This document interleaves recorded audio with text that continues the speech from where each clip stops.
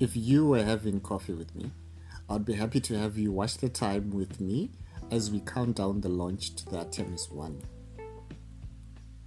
What's the big deal, you ask?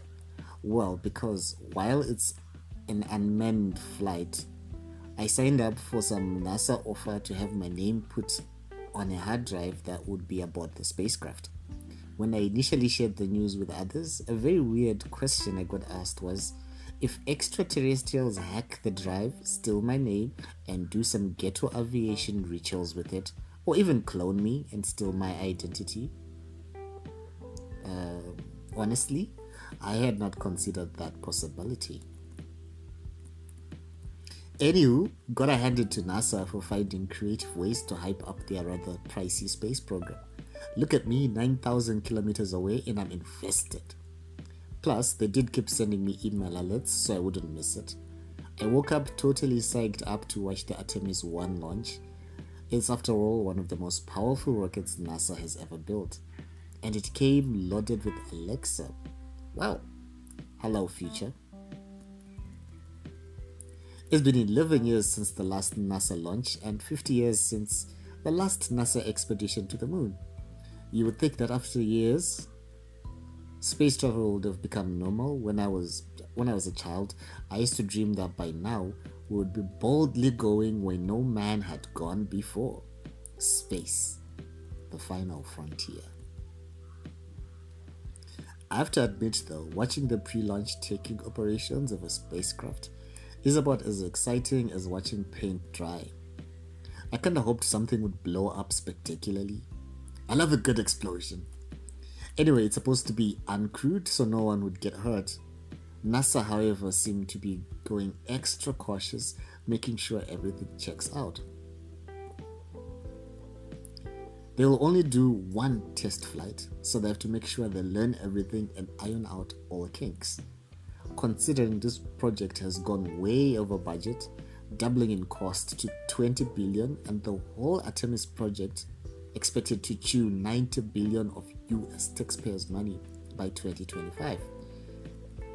Meanwhile, Elon Musk and SpaceX are said to be developing Starship, which will be a more powerful system with reusable boosters costing under $10 billion. If you're having coffee with me, I'll tell you that NASA stopped the countdown at 40 minutes to the launch, and it eventually got scrapped. Apparently, they had a problem with engine number 3.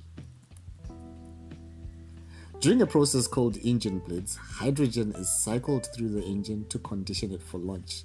3 of the 4 engines performed as expected, but engine number 3 experienced an issue which they could not reconfigure, which led to the launch being scrapped. So, spacecraft engine blitz. I say trying to sound like I know what I'm talking about after watching a few hours of NASA live streams.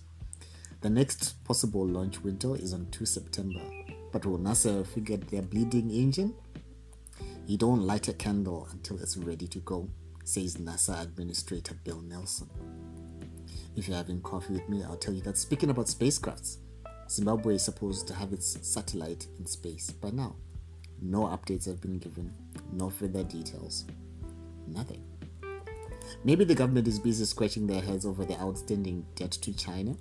Our finance minister told Parliament that as at August 2022, our debt stands at 1.768 billion, yet we have borrowed close to a cumulative total of 2.7 billion, and to date we have only paid 152 million. Okay. Hopefully our satellites can get us into asteroid mining, otherwise it looks like more of our resources are just going to go to service foreign government debt. If you're having coffee with me, I'll tell you that, come think of it, as long as we still have the current mindsets going on, going to the moon and space is not likely going to solve any of our problems. See, all this craziness will follow us into space and beyond. What's been going on in your neck of the woods?